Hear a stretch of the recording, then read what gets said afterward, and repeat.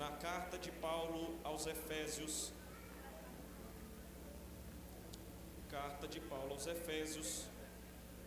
capítulo de número 6. Quero louvar a Deus pela oportunidade que me dá essa noite de poder ministrar aqui. É uma honra, é sempre uma honra pregar na igreja onde a gente congrega. Louvar a Deus pela vida do pastor Redinei, meu amigo, que nos convidou, nos confiou essa oportunidade. Deus abençoe, viu, pastor? Toda a liderança dos jovens, adolescentes, Deus continue abençoando cada um de vocês. Efésios, capítulo de número 6, a partir do versículo 10. Quem achou em sinal de confirmação, diga amém. Amém.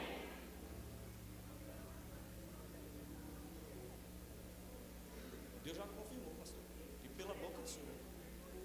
A partir do versículo 10, está escrito assim: quanto ao mais, sede fortalecidos no Senhor e na força do seu poder.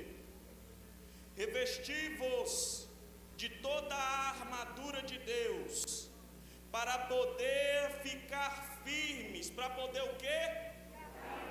Ficar o quê? Contra as ciladas do diabo. Porque a nossa luta não é contra sangue e a carne, e sim contra os principados e potestades, contra os dominadores deste mundo tenebroso, contra as forças espirituais do mal nas regiões celestes. Portanto, tomai toda a armadura de Deus, para que possais resistir no dia mau. Resistir onde? E depois de terdes vencido tudo, permanecer inabaláveis. Estais, pois, firmes, cingindo-vos com a verdade, vestindo-vos com a couraça da justiça, calçai os pés com a preparação do evangelho da paz, embraçando sempre o escudo da fé, com o qual podereis apagar todos os dardos inflamados do maligno. Tomai também o capacete da salvação e a espada do Espírito, que é a palavra de Deus, com toda oração e súplica, orando em todo tempo no Espírito, e para isso vigiando com toda perseverança e súplica por todos os santos. Feche seus olhos uma vez mais. Ó Pai eterno, nós te rendemos graça, nós te rendemos louvor. Senhor, não estaríamos aqui hoje se não fosse pela tua graça, pela tua misericórdia, e por isso nós já te agradecemos. Ó Deus, continua falando conosco como o Senhor já tem falado desde o início dessa reunião. Ó Deus, abre cada coração aqui hoje. Deus, eu quero te pedir que toda resistência espiritual venha cair por terra agora, em nome de Jesus. Que toda preocupação na mente, que toda ansiedade venha ser derrubada agora, Pai, em nome de Jesus, e que a tua palavra ache terra fértil em nosso coração. Tudo isso eu te peço e agradeço em nome de Jesus. E você diz: amém. Senta dando glória em nome de Jesus. O pastor acabou de falar que se fosse pregar era essa mensagem que ele ia pregar.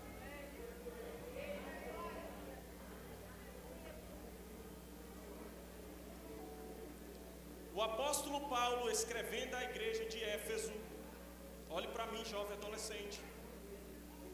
O apóstolo Paulo, pregando à igreja de Éfeso, Éfeso no tempo de Paulo, ficava situada na Ásia Menor. Era uma região do globo terrestre, aonde era denominada de Ásia Menor. Hoje, no nosso tempo, essa região se chama Turquia. Onde ficava Éfeso nos dias de Paulo, hoje é chamado de Turquia. E nos tempos de Paulo, Éfeso era banhada pelo mar. havia negociações marítimas naquele lugar.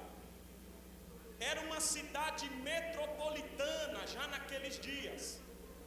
Todavia hoje houve uma retração marítima e aquele lugar não é mais cercado pelas águas. Devido à ação do tempo, o mar se retraiu e não banha mais Éfeso como banhava nos dias de Paulo. Éfeso não foi uma igreja aberta por Paulo. Ela foi aberta por Áquila e por Priscila. Todavia, o apóstolo Paulo, em sua terceira viagem missionária, decide ir a Éfeso para pregar aos irmãos daquele lugar com o intuito de fortalecer-lhes a fé. Paulo passa ali então quase 3 anos pregando todos os dias. Paulo pregava num lugar estratégico chamado de Escola de Tirano. Era uma escola de filosofia que tinha no tempo de Paulo. E ele se dirigia para lá todos os dias ao meio-dia para pregar a palavra de Deus. Paulo pregou a mensagem do Evangelho com insistência naquela cidade. Os historiadores vão dizer que no horário de meio-dia era o horário onde o sol era mais forte naquele lugar e as pessoas não costumavam ir à rua. E por isso Tirano cedeu a escola para Paulo pregar, porque não tinha ninguém na rua. Mas ainda assim Paulo viu ali uma oportunidade de propagação do Evangelho. Ele viu naquela oportunidade de pregar ao meio-dia a chance de evangelizar aquele lugar. E Paulo pregava todos os dias. E a pregação de Paulo foi tão consistente e tão convincente que o evangelho se espalhou por toda a Ásia Menor. As pessoas que vinham ali para fazer negócios, elas paravam para ouvir a mensagem do Evangelho e saíam daquele lugar com o coração cheio de Deus e proclamando a mensagem para onde quer que iam. Houve uma mudança estrutural em Éfeso por meio da pregação do Evangelho.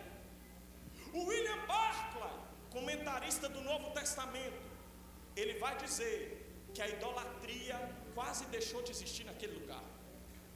Os crimes diminuíram, a prostituição diminuiu, os roubos diminuíram. Sabe por quê?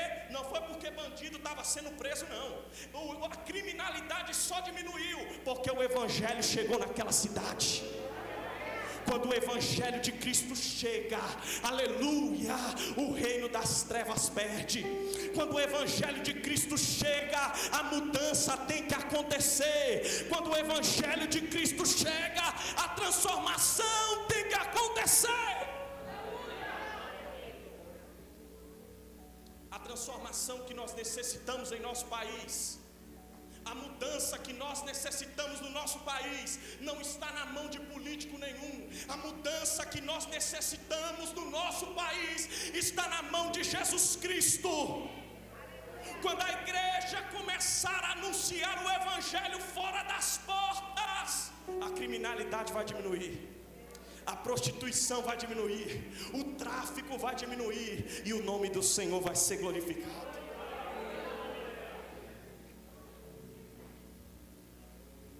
Paulo passa ali quase 3 anos pregando o evangelho, ensinando.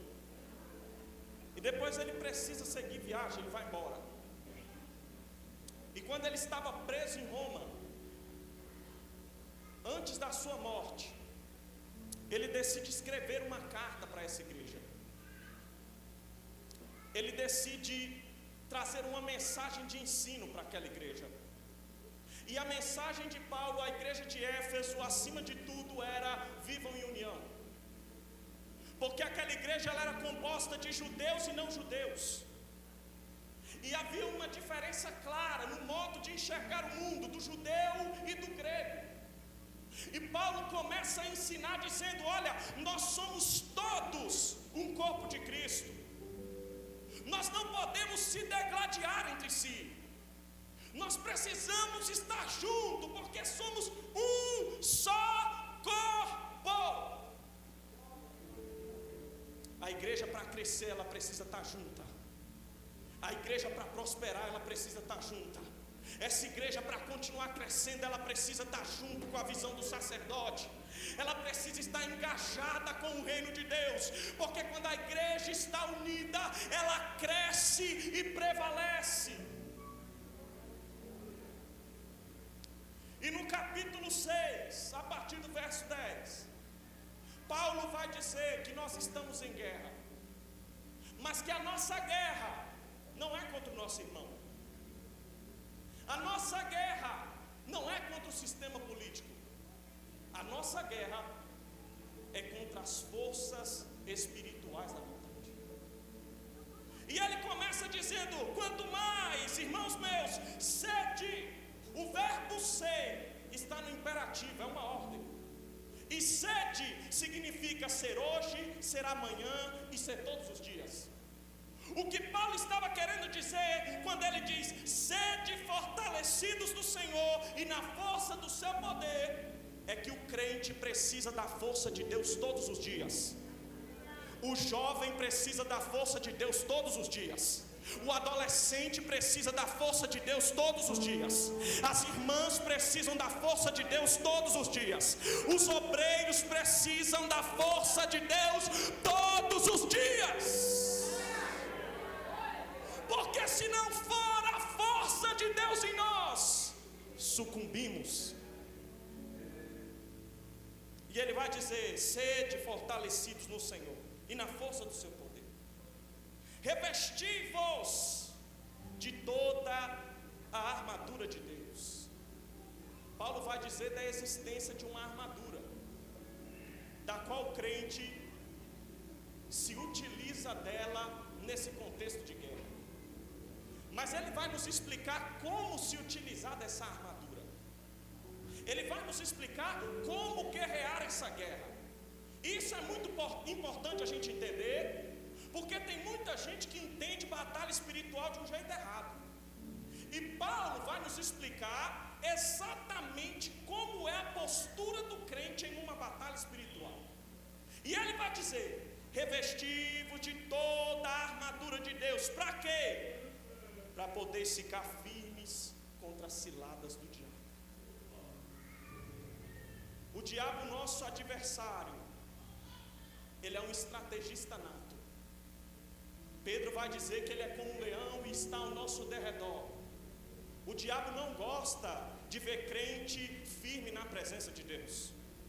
Ele quer fazer de tudo para nos tirar do alvo. E para quê? Como ele faz isso?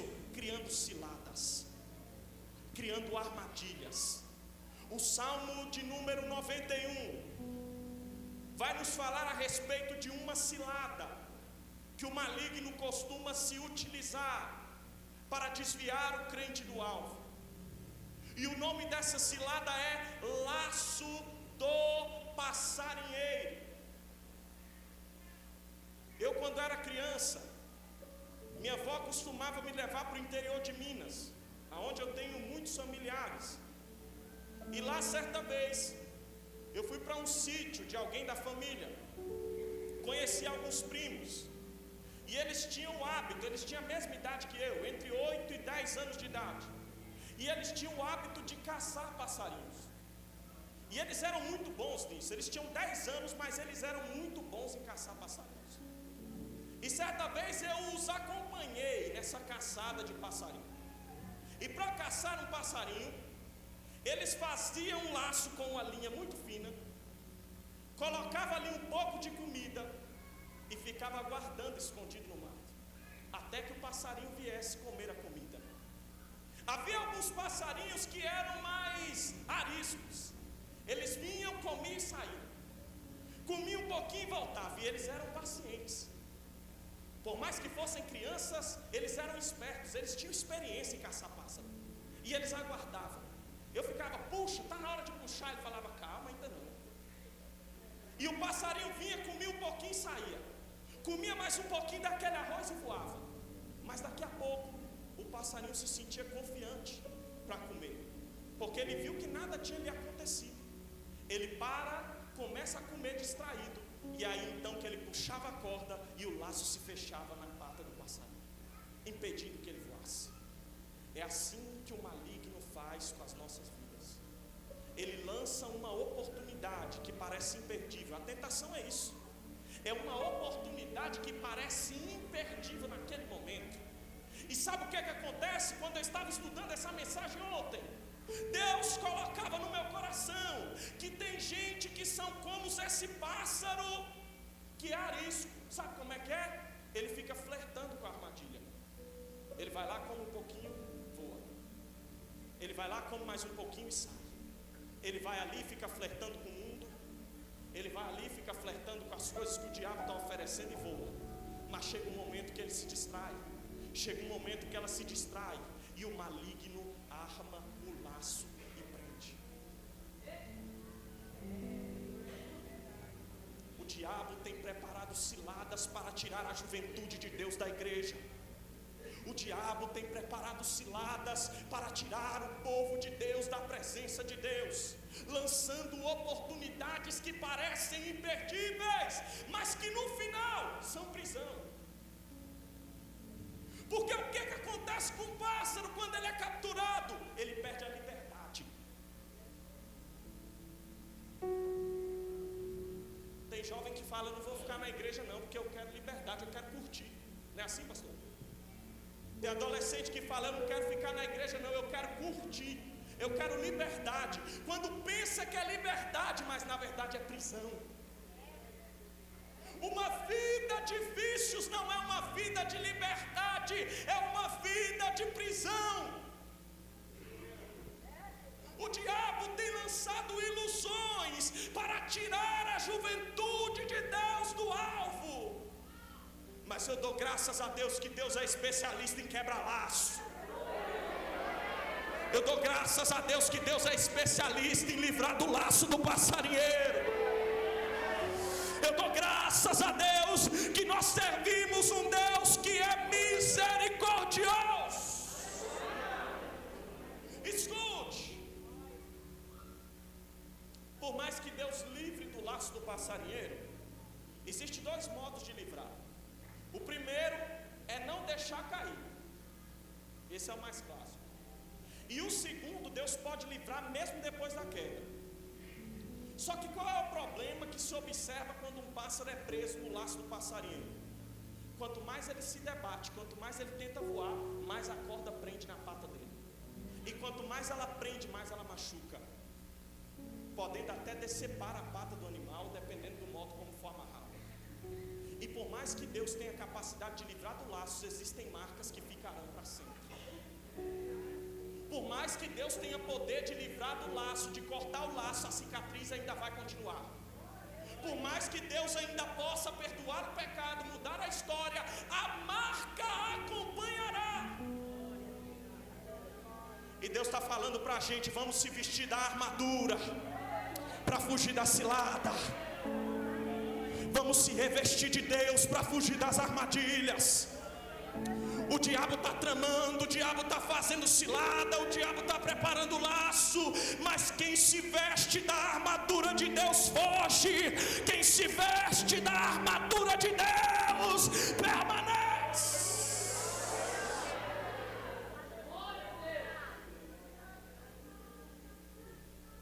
Aí ele diz: revestimos da armadura de Deus para poder ficar firmes contra as ciladas do diabo. Por quê? Porque a nossa luta não é contra sangue e carne, e sim contra os principados e potestades, contra os dominadores desse mundo tenebroso, contra as forças espirituais do mal nas regiões celestes. Paulo está querendo dizer que a nossa luta não é uma luta humana, que nós não devemos lutar na carne, mas nós devemos lutar no espírito. Ei, olha para mim, mãe, pai. Quando teu filho estiver te dando problema, você não tem que lutar na carne, tem que lutar no espírito. Quando a tua filha estiver te dando trabalho, você não tem que lutar na carne, tem que lutar no espírito. E como é essa luta no espírito? É na oração, é no jejum, é pagando preço, é se humilhando diante de Deus. É só assim que venceremos as batalhas espirituais.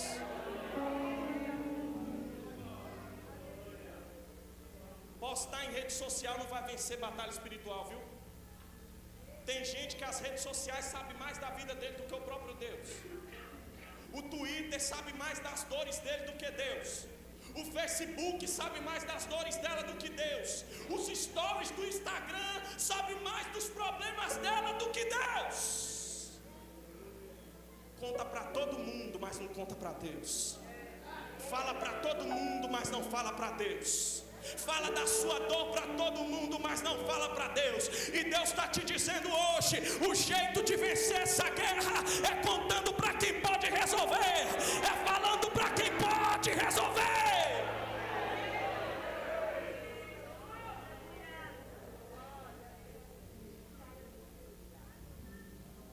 Não é contra carne ou sangue.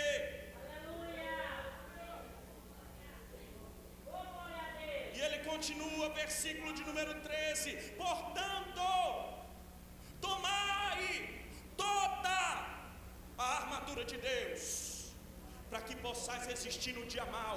A segunda coisa que ele vai falar que a armadura de Deus nos permite é resistir no dia mau. Ei, dia mau chega para todo mundo. A luta chega para todo mundo. A crise chega para todo mundo. O sofrimento chega para todo mundo. Mas o que Paulo está dizendo é: quem está revestido em Deus tem força para suportar. Eu vou repetir para você: a crise vem na tua casa, mas se você está resistido em Deus, você suporta. Se você está revestido da armadura de Deus, você passa firme. Jesus disse: o sol brilha sobre o justo e sobre o injusto. A crise vem para todo mundo, para quem serve a Deus e para quem não serve. A diferença é que quem não serve não tem a quem recorrer, mas quem serve tem a quem recorrer. Tem graça, tem refrigério, tem consolo, tem bálsamo, tem força, tem alívio. Oh, aleluia! Oh, aleluia! Tem renovo. Aleluia! Bendito seja o nome do Senhor. Mas somente quem está revestido. E Paulo vai ensinar como se revestir. Durante muito tempo aprendi errado sobre como era usar essa armadura de Deus. Eu, quando era novo convertido, me ensinaram que para eu vestir essa armadura eu tinha que orar por ela todo dia.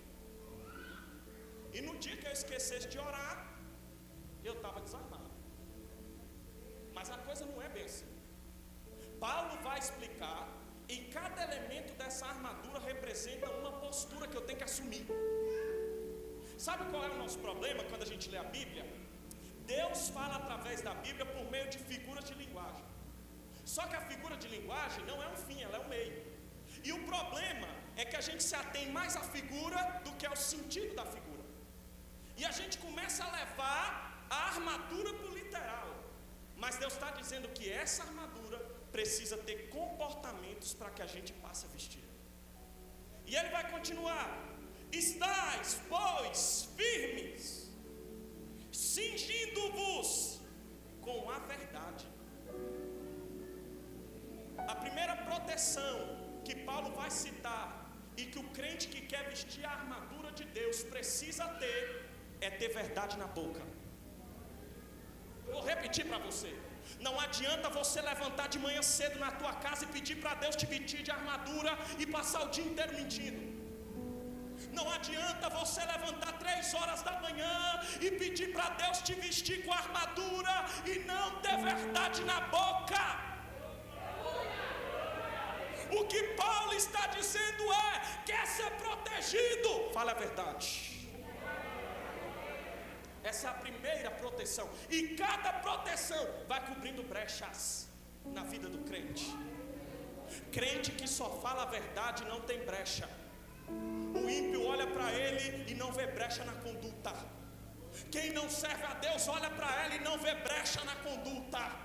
Olha para ela e diz: essa é mulher de Deus, só fala a verdade. Esse é homem de Deus, só fala a verdade. Sabe por quê? Porque está revestido. A segunda proteção é vestindo-vos com a couraça da justiça. A couraça era um peitoral que era colocado nos soldados romanos para irem para a batalha. E ele está dizendo para você ser protegido nessa região do teu corpo, para que você vista a couraça, você precisa agir com justiça, você precisa praticar a justiça. Quem serve ao Senhor e anda com justiça está protegido na batalha espiritual. Quem serve ao Senhor, diz a verdade e age com justiça, está protegido na batalha espiritual. E ele continua: calçai os pés com a preparação do Evangelho da paz. Esse calçar os pés é estar pronto para pegar o Evangelho, pronto para fazer a obra de Deus, pronto para assumir o ID, pronto para caminhar, prontos para se desgastar para Deus. Aleluia! Aquele que está protegido diante de Deus, ele anda com os seus pés calçados, ele está protegido, ela está pronta para fazer a obra de Deus, ele está pronto para viver o chamado de Deus. Jovem, adolescente, estejam prontos para viver o que Deus tem na vida de vocês, estejam calçados com a sandália da preparação do Evangelho.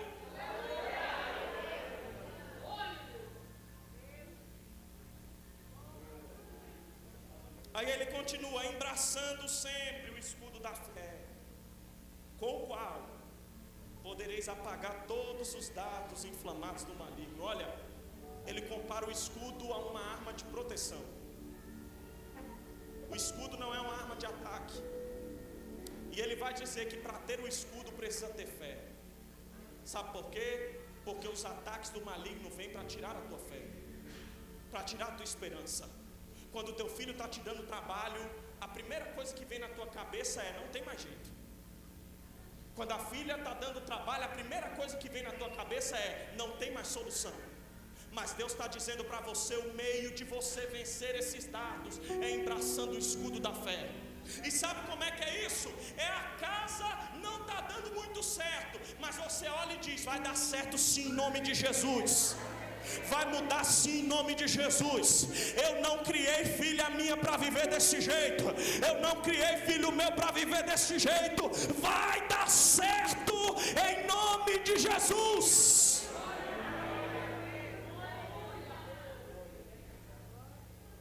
E o que são esses dardos inflamados? Os dardos geralmente eles são lançados no ar, eles são soprados. E esses dardos inflamados, o problema dele não é nem a perfuração que ele causa, mas é o veneno que vem na sua ponta. Ele é inflamado justamente por isso, porque ele vem cheio de veneno na sua ponta.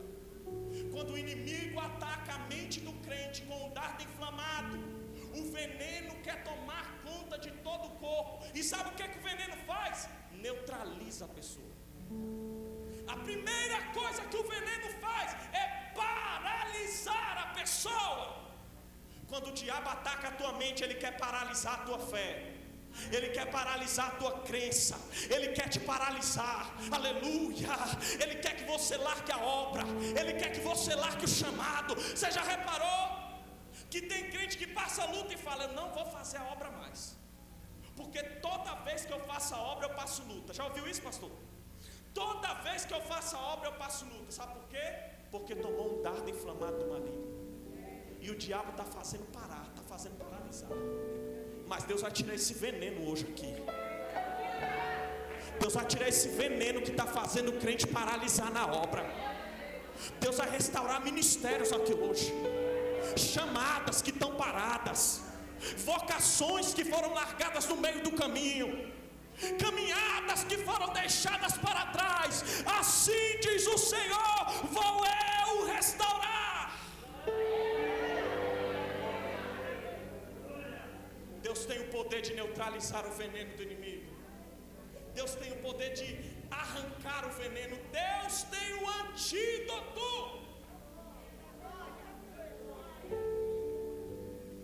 esse veneno, ele primeiro neutraliza, ele para. E na batalha, soldado parado é vulnerável. Ele não consegue se proteger, ele não consegue fazer nada. Ele vira alvo fácil.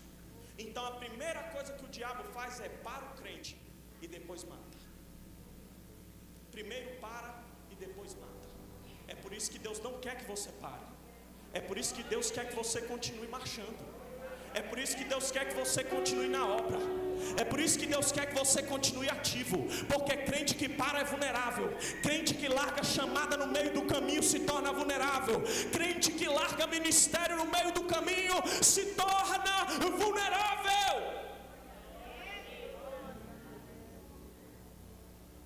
E ele continua: tomai o capacete da salvação. O capacete protege a mente, protege as nossas ideias, protege os nossos pensamentos. E o capacete é de quê? É da salvação. Irmãos, nós vivemos um dia difícil, sim ou não? Dias violentos, dia de crise. E se a gente passa a observar o comportamento do ambiente onde a gente vive, a gente fica atemorizado. Fala, meu Deus, o que vai ser da gente? O que será de nós? E aí o apóstolo Paulo está ensinando o segredo. A gente precisa proteger a nossa mente com o capacete da salvação. Sabe o que é isso? É quando a gente vê o mundo em crise, quando a gente vê o mundo afundado em crise, a gente coloca na nossa cabeça que o nosso destino final não é aqui. O nosso destino final é na Jerusalém eterna. O mundo pode não ter esperança, o mundo pode não ter solução aos olhos humanos, mas haverá um dia que um rei justo, oh glória, eu vou repetir para você, haverá um dia que um rei justo, um governante justo descerá na terra e instaurará um reino de paz, um reino de prosperidade, um reino onde não haverá violência, um reino onde não haverá doentes, um reino onde não haverá choro, um reino aonde quem é coxo vai andar, aonde quem é cego vai enxergar, aonde quem é surdo vai ouvir. Nesse reino não haverá criminalidade, nesse reino não haverá tráfico de drogas, nesse reino não haverá prostituição. Sabe por quê? Porque o rei justo virá sobre a terra.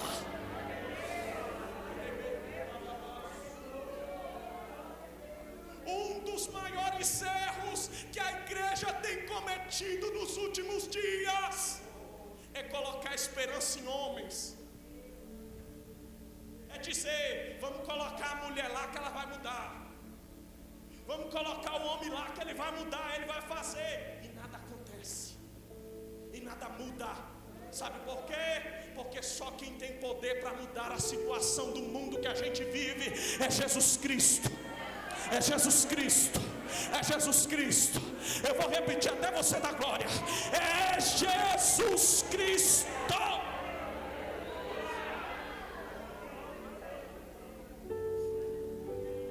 Então ele diz: quando a situação ficar ruim, proteja a mente com o capacete da salvação. Aí ele continua: tomai também a espada do Espírito, que é a palavra de Deus. Irmãos, falando ainda a respeito de capacete da salvação, o diabo costuma atacar muita gente na igreja na mente, é nas ideias, principalmente jovem e adolescente. Ele ataca muito na mente, colocando ideias erradas, de comportamento errado na mente da juventude. E aí vem a seta, vem o dardo e toma como ideia. Mas Deus está dizendo para você: proteja a tua mente, guarda o teu pensamento, guarda aquilo que você tem pensado, que você tem colocado no teu coração, proteja a tua mente.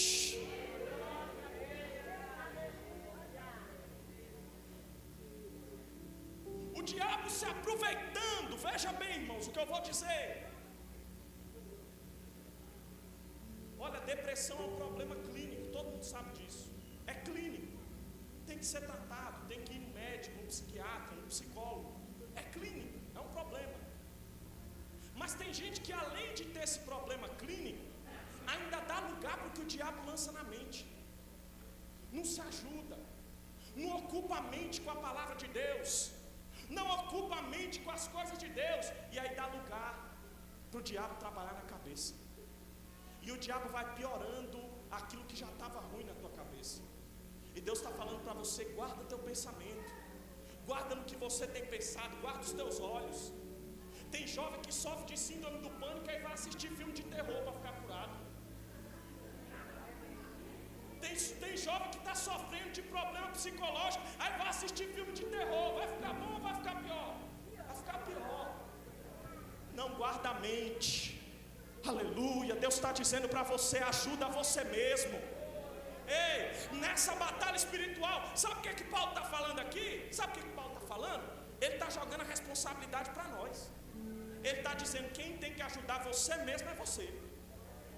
Quem tem que se ajudar é você. A mudança começa em mim.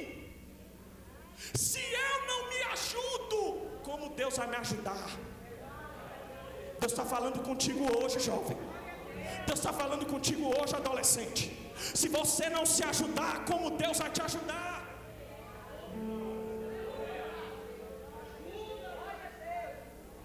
Aí está passando por uma carência emocional. Está passando por uma carência emocional.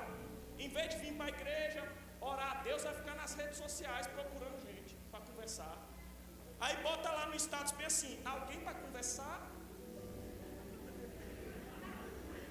Aí bota lá no Face: WhatsApp online, pode chamar. Ainda bota um beijinho. Ajuda você mesmo. Deus está falando para você hoje: ajuda você mesmo. Ajuda a tua mente, ajuda teu coração. Se ajuda em nome de Jesus.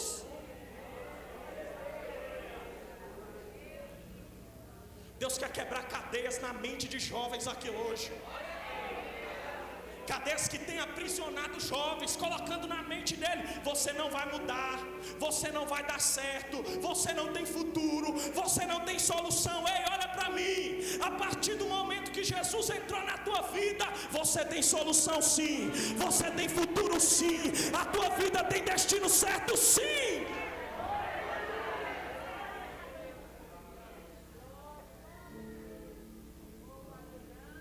Aí ele continua: tomai também a espada do Espírito, que é a palavra de Deus. A espada é arma de defesa e de ataque. E o que ele está querendo dizer com isso? Tomar essa espada é ter intimidade com a Bíblia. Está passando guerra, mas não lê Bíblia. Está passando dificuldade, mas não lê Bíblia. E Deus está dizendo: quer vencer guerra? Lê a Bíblia. Ande com a Bíblia. Tenha a Bíblia como arma. Sabe por quê? Porque quando o diabo atacar a tua mente, você vai lembrar da palavra. Quando o diabo tentar atacar teu coração, você vai lembrar da palavra. Quando o diabo colocar ansiedade dentro de você, você vai lembrar da palavra. Quando o diabo começar a colocar carência no teu coração, dizer: não, você tem que casar, 13 anos tem que casar já, 14 anos, meu Deus, já tem que ser mãe.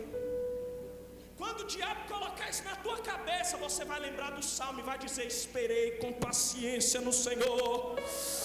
Oh glória, se defenda com a palavra de Deus.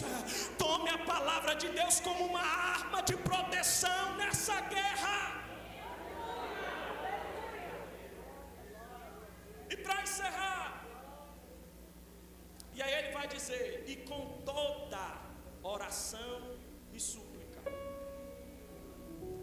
orando em todo o tempo no Espírito, e para isso vigiando com toda perseverança e súplica por todos os santos. Ele está querendo dizer, sabe o que, irmão? Ei, olha bem para mim. Eu, quando era novo convertido, me ensinaram que eu tinha que pedir para vestir a armadura toda manhã. E aí, quando eu vestisse, eu tinha que pegar a Bíblia literal, desse jeito aqui, e sair fazendo assim, ó, dentro de casa. Que eu ia estar lutando, que eu ia estar derrubando os gigantes. Era assim que me ensinaram. Não sei se você já ouviu isso. Mas a nossa batalha não é para ser batalhada assim. Quando ele diz orando em todo o tempo, ele está querendo dizer: quando você ora, Deus batalha por você. Quando você ora, Deus luta por você. quando você entra em oração, Deus faz por você aquilo que você não pode. Ei, jovem, o teu futuro está na mão de Deus. A tua vida está na mão de Deus. Deus pode assegurar a você o desejo do teu coração. Se coloque de pé em nome de Jesus. E aí ele vai dizer, perseverando, perseverança. Oração perseverante não é orar só aqui na igreja dia de domingo. Oração perseverante não é orar na igreja 5 minutos. A oração é oração diária, todos os dias. Todo dia, jovem adolescente, você precisa ter um momento de comunhão com Deus, para que Deus forje em você a identidade dEle. Irmão, sabe o que acontece com muito jovem quando vai para a universidade, começa a se perder? A gente fica pensando, meu Deus, o que é isso? Era uma bênção, chegou na universidade e se perdeu. Mas na verdade é porque ainda não tinha caráter forjado com Deus, ainda não tinha identidade forjada com Deus. E Deus está falando para você, forja a tua identidade para Ele te levar em lugares altos. Tenha um relacionamento com Deus. Fale com Deus em oração, conheça a voz de Deus pela palavra, tenha intimidade com Deus, entre nessa guerra com Ele, porque Ele te livrará do laço do passarinheiro. Feche seus olhos em nome de Jesus.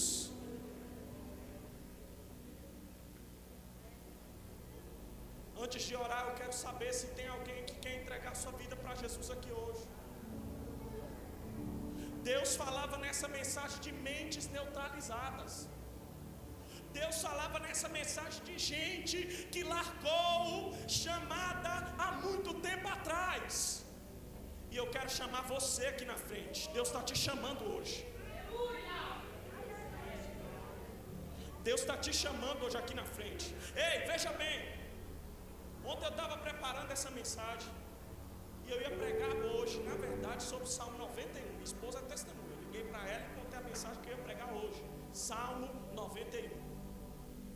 Todavia, quando chegou a noite, eu fiquei entre Salmo 91 e Efésios.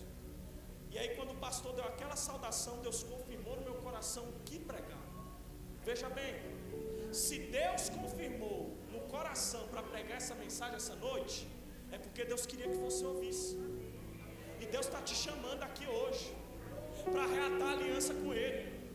Ei, para retomar o ministério que você tinha, para retomar a chamada que você tinha com Ele.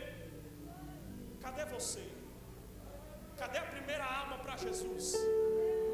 Cadê a primeira vida que quer reconciliar com o Mestre aqui hoje? Que quer aceitar Jesus aqui hoje?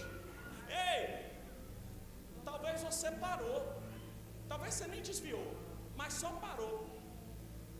Não quer mais saber de obra, não quer mais saber de trabalhar para Deus. E eu quero chamar você aqui na frente hoje, porque Deus vai tirar esse veneno que está te neutralizando hoje. Deus vai tirar esse veneno que está te impedindo de orar.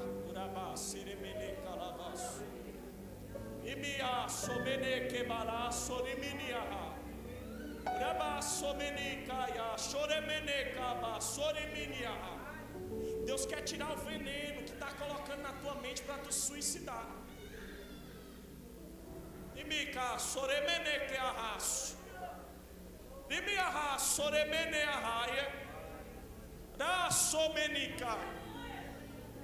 Deus quer neutralizar o poder do inimigo. Tem muito jovem adolescente, o diabo está trabalhando na mente. Eu quero chamar todos os jovens adolescentes aqui, pastor. Todos aqui, ó, todos os jovens adolescentes. Deus vai neutralizar essa obra do diabo na mente. Deus vai neutralizar essa ação do maligno na mente. Ei, o diabo está colocando na cabeça de jovem que o melhor caminho é suicídio, pastor. Moças, eu fico impressionado, pastor. Moças e rapazes bonitos, pastor Redinho, bonito. Mas olha para si e fala, eu sou tão feio. Para cá, aqui na frente. Aí olha para si e fala, eu sou tão feio. Ninguém se importa comigo. Ei, tirar essa ideia da tua mente aqui. Os jovens que estão na nave da igreja, vem também, vem também. Deus vai tirar pensamento impróprio aqui também de jovem, que está querendo desviar do alvo, desviar do foco. Deus não te chamou para viver esse tipo de vida, ei! Deus não te chamou para ficar flertando com o mundo, para ficar na igreja e ficar dividido com Deus. Deus te quer por inteiro, Deus te quer por inteira. Se entrega para Deus hoje. Os obreiros, se puder colocar a mão, os líderes, os obreiros, a igreja intercede, estende as mãos para cá.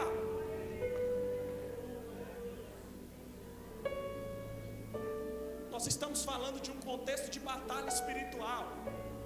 Está acontecendo uma batalha aqui agora e a gente só vai vencer ela na oração.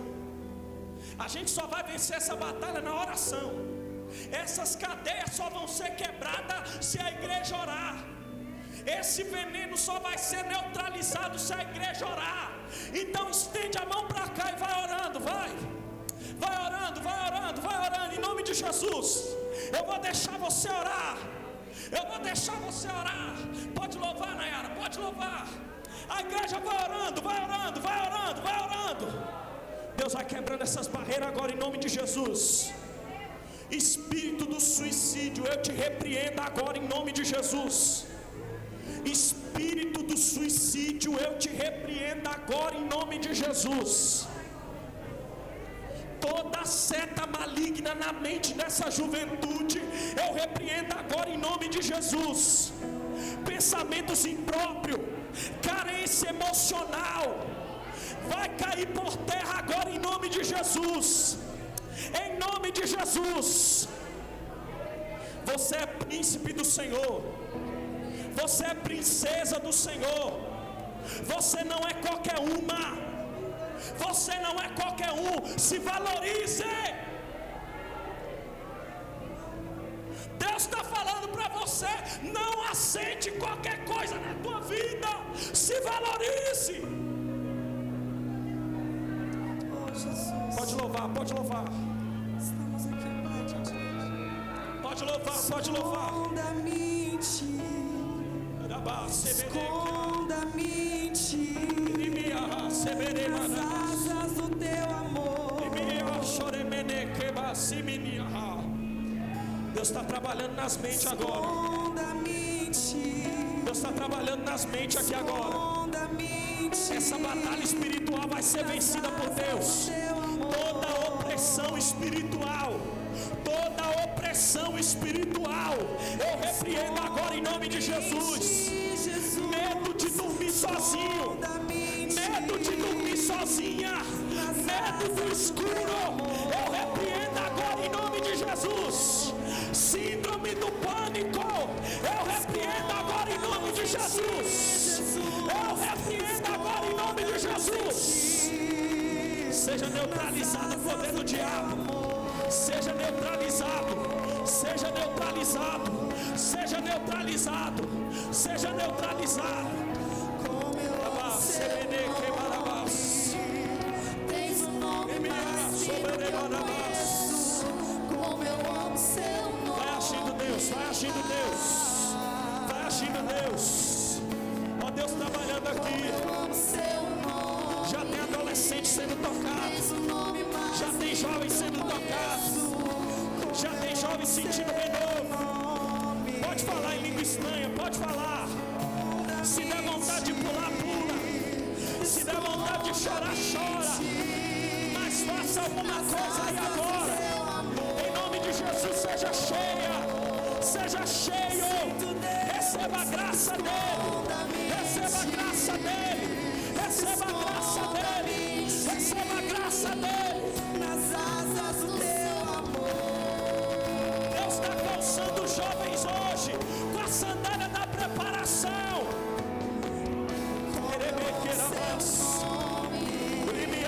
Tens um nome mais lindo como esse. Como eu amo seu nome. Jesus, amamos o Teu nome. Toma a Tua presença. Jesus. Vai recebendo em nome de Jesus. Ei, escute. Qual é o som de quando Deus desce na terra? Qual é o som? Qual é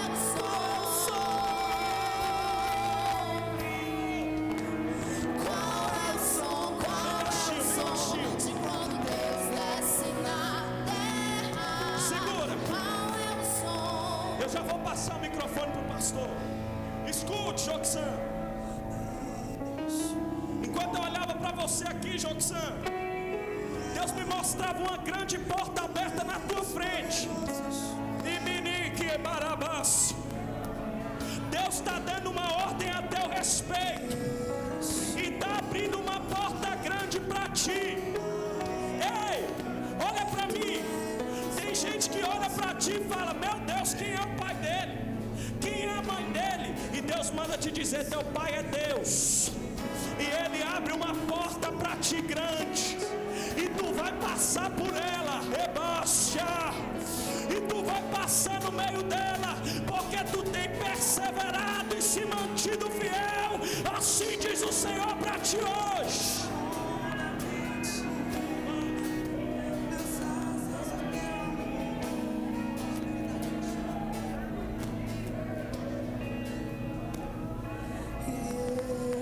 Aleluia. Receba a tua vitória. Receba a tua vitória nessa noite. E a vitória é nossa. A vitória é nossa. Receba a tua vitória. Resistiu o diabo, ele fugirá de vós. Receba aí, em nome de Jesus. Irmãos, já vamos terminar com a oração.